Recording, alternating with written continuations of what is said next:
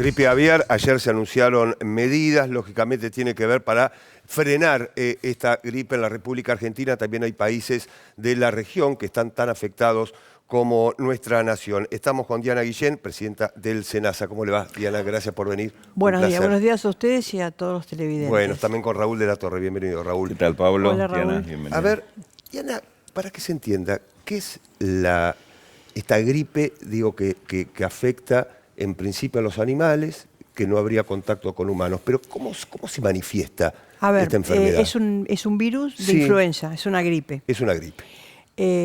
Las aves, afecta a las aves directamente, es específica de las aves, pero puede pasar, digamos, a algún otro género u otra especie.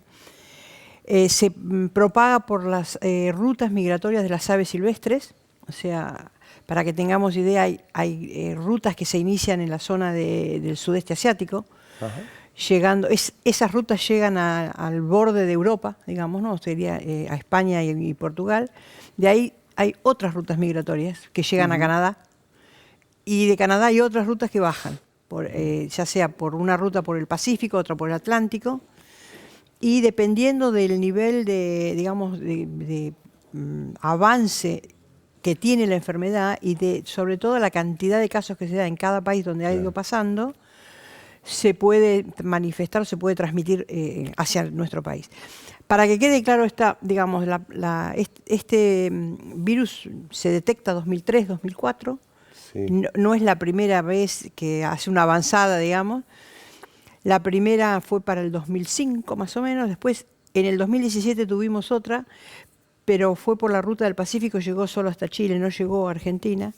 En este caso ha sido bastante importante el ingreso a los estados del centro de Estados Unidos, por lo tanto está bajando por las dos rutas migratorias, por la del Atlántico y por la del Pacífico. Lo detectamos por primera vez en Laguna Pozuelo, en Jujuy, hará 10 días. Sí.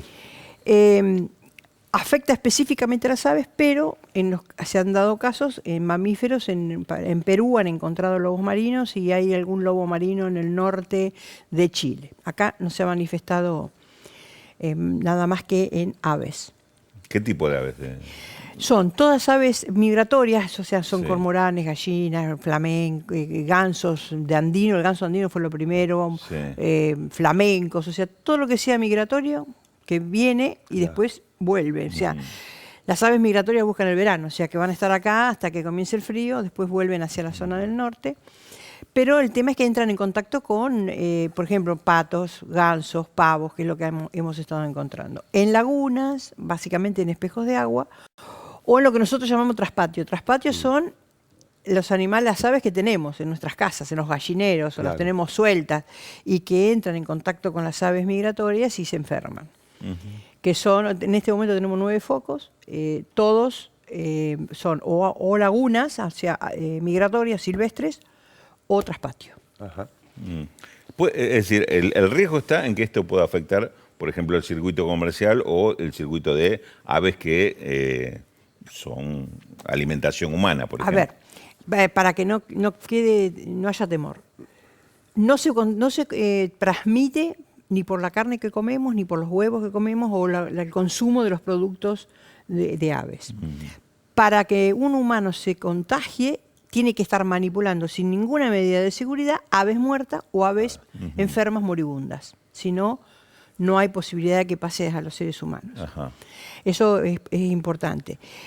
O sea, en tu pregunta hay como dos cosas. Una es esa, por lo tanto nosotros le decimos a la población, avise al SENASA, no toque. Bien. Ese es el primer mensaje importante para la población. Es importante que nos avise rápidamente, porque no es que se le mueren 3 gallinas y se va a quedar ahí.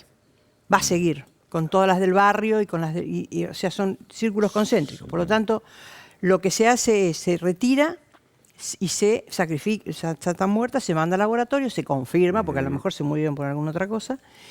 Y eso para nosotros es importante, que no se toque, que nos llamen inmediatamente. Hay un número que, si yo no me equivoco, es 11 5700 5704, que es exclusivo para las denuncias para este tema.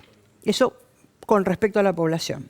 Con respecto al circuito comercial, Mientras no ingrese al circuito comercial, Argentina sigue siendo estatus libre de influencia aviar altamente patógena. Recién podríamos ser un país con el problema si ingresase al circuito comercial, en cuyo caso tenemos que denunciar y suspender las exportaciones hasta ver con el país qué medidas se toman, con el país al cual estamos exportando. Por eso, ayer el ministro y el secretario de Agricultura informaron una serie de medidas entre las cuales estaba todo el refuerzo presupuestario para el SENASA, para que pueda incorporar personal, elementos, insumos, equipamiento y reforzamiento de fronteras. Y otro tema muy importante es que se tomó una decisión política en el sentido de compensar a todas esas aves de transpatio que van a ser sacrificadas por este problema a quien las tiene. Y no queremos que dejen de denunciar porque van a ser compensados. Ya se están trabajando los mecanismos para eso, ¿no? Diana, ¿cómo va a ser el trabajo en las fronteras a partir de ahora? En la frontera, bueno, ya se está realizando, pero sí. ¿qué metodología se va a estar implementando justamente después de los anuncios de ayer, verdad? Lo primero que tenemos que decir es que esto no nos tomó de sorpresa. Nosotros venimos trabajando desde el año pasado este tema, cuando veíamos las rutas y cómo venían bajando, ya sabíamos que podíamos tener una situación así. Llegar, claro, así que se declara un estado de alerta a finales del año pasado. Pero ya se había armado una mesa de crisis, en la mesa estamos nosotros, está el INTA, está el Ministerio de Seguridad, está el Ministerio de Salud y está el Ministerio de Ambiente y Parques Nacionales. Bien. Además de las mesas que tenemos con las provincias. Entonces, en la frontera se trabaja todos juntos. O sea, el tema es que no deben, o sea, si ingresa algún producto que sea avícola, digamos, tiene que ser comercial, y tiene que venir certificado con los certificados que exige el SENASA para su ingreso. Todo el resto de los aves, que la gente a veces lleva, trae, no van a poder ingresar. Entonces estamos reforzando ahora con gente, pero mientras tanto también tenemos el apoyo completo de aduana y gendarmería para ir avanzando, porque digamos nosotros ahí tenemos que reforzar con personal y hay que incorporarlo. Diana, ¿y cómo está, justamente hablaste de reforzar con personal, ¿cómo está SENASA? Porque también es importante entender la importancia que tienen los organismos del Estado en este tipo de cosas, no solamente en situaciones de emergencia, Lógico. Pero bueno, ahora que estamos hablando de esto. Gracias por la pregunta. De tirar los recursos, claro. A ver, nosotros en el año 2019, cuando este gobierno asume, encontramos un SENASA con una planta óptima de personal, que primero se habían eliminado programas, después se hizo la planta óptima, que no es suficiente para todo lo que tenemos que hacer, no en la emergencia, en la diaria. Entonces, como es muy fácil pedir, uno dice, me faltan 1.000, 2.000, 5.000, qué sé yo, lo que sea, lo que iniciamos es un trabajo con la Dirección Nacional de Plantas Óptimas de Empleo Público para que verdaderamente ellos nos definan la verdadera planta óptima. Este trabajo identifica puestos de trabajo, perfiles, si son profesionales, si son técnicos, si son administrativos, caso por caso, lugar por lugar. Es un trabajo que es de más tiempo, nos lleva más tiempo, pero es un trabajo cierto para poder demostrar en realidad qué nos está faltando. De cualquier manera, ayer el ministro ya tomó una decisión, que es la autorización para la incorporación de una determinada cantidad de personal para la emergencia, mientras nosotros seguimos haciendo ese trabajo. Y tiene que ver justamente con este anuncio, ¿no? De los 1.000 millones está incluido, de pesos. Entre otras cosas, tiene que ver esto. Eso incluye incorporación de personal, la movilidad para ese personal, los equipamientos, todo lo que sea la vestimenta, porque ir a retirar las muestras o entrar a un foco no se hace vestido común, sino son todos, parecemos astronautas. Sí, claro. Las burbujas de trabajo, porque si hay una burbuja de 2 o 3 personas que entran a un lugar y había ahí un foco, no pueden ir hasta dentro de un determinado tiempo, alrededor de 28 días, a otro. Entonces tenemos que ir haciendo una logística de a dónde va.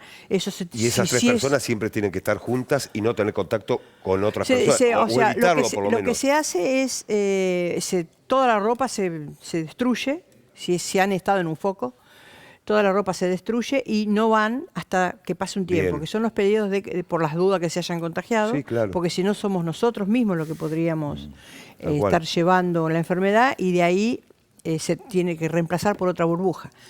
Más el refuerzo de fronteras, o sea, eso está incluido en los 1.000 millones. el equipamiento que necesitamos de biotecnología, o sea, toda una serie de cosas, y la compensación posible que tenemos para los animales que sacrifiquemos y que debamos compensar a los dueños. Sí, hay que conocer lo que es el laboratorio de Martínez de Senasa. Nosotros tuvimos hace pocas semanas atrás la oportunidad de estar con las cámaras de la televisión pública también ahí. Sí, y esto que cuenta de vestidos como astronautas, lugares cerrados, vidriados, parece de película, pero la importancia que tiene este tema, que muchas veces se descuida. La importancia que tiene. Vos sabés que en un momento me preguntaron por qué se hace solamente en el laboratorio de Martínez los análisis, y los dos lugares que en Argentina se podrían hacer por el nivel de seguridad 4 que tiene es Martínez o el Malbrán. Porque estamos hablando de virus que no existen en la República Argentina y estás manipulando un virus que no existe. Por lo tanto, los únicos lugares donde se manipulan son laboratorios de alta complejidad. ¿Y en la Argentina es el Malbrán o el de Martínez? Diana, te hago una pregunta que se hace mucha gente. Bueno, ¿y qué pasa si me contagio la gripe aviar? ¿Cuál es el efecto que tiene? Es una gripe. Es una gripe. Sí. Lo que te pasa con una gripe. Como es sería una cepa con la cual no estuviste nunca en contacto, por lo tanto no está en tu vacuna porque no has estado en contacto, vas a sufrir un poco más, pero es una gripe. Con los riesgos. Las gripes tienen sus riesgos en el sentido de también tu situación física completa, si tenés morbilidades, si no tenés morbilidades. Lo que pasó con la gripe A fue eso, hasta que se incorporó a la vacuna anual, digamos, ¿no? Pero bueno, eso sería, lo que no queremos es que la gente toque los animales, eso para nosotros es fundamental. El tema de lo que ha sido el lanzamiento de este plan de prevención y control, ¿considerás desde el punto de vista de Senasa esto es suficiente? ¿Hay que tener más cuidado? ¿Hay que tener mayor colaboración y conciencia de la población? Mira, después que empezamos nosotros, sí, a informar, tuvimos un aumento de las notificaciones. Ayer se dio una situación que la quiero comentar como una anécdota, es un divino. Nos llamó por teléfono un niño de 13 años, que forma parte de un grupo de avistajes de aves, y que habían ido a una laguna y que había visto unos flamencos separados de los otros flamencos que caminaban raro, entonces llamó para notificar que vayamos a atender, digamos, esa sospecha que podía ser. Para nosotros es fundamental, y es fundamental que los niños también tomen la conciencia de que hay que avisar. Claro. Porque, a ver, es como yo ayer decía, es como una lucha cuerpo a cuerpo. Si nosotros la tenemos, y acá eliminamos los animales, si le parece acá y eliminamos los animales, vamos primero a cortar la transmisión, y segundo, que no ingrese al circuito comercial, porque eso afectaría las exportaciones, nuestro consumo, etcétera, etcétera. O sea, tendríamos que, es otro escenario. Por ahora estamos con el escenario y esperemos que quedemos acá. Ojalá. Bueno, y recién Diana, usted mencionaba a este chico de 13 años que llamó. Obviamente es importante volver a dar este número telefónico del Senasa, 11570 05 704. Allí está en pantalla. Bien. Y es bueno tenerlo en cuenta. Si uno advierte algo, llamar inmediatamente. Sí, exactamente. Llamar y no inmediatamente. No tocar los no animales. Dudarlo, no tocar el animal no y llamar. los animales porque, claro, a ver, los muertos uno no los anda tocando. Pero por ahí el moribundo dice, ay, pobrecito. Bueno, no. Sí, o lo corre del lugar o lo entierra, en fin. Sí, nos avisan. Muchas gracias por venir. No, gracias a ustedes por darnos el espacio, por y favor. Además sabemos que tienen una gran penetración y es importante esto para que la población esté alerta y además informada. Así que claro gracias. que sí. Gracias.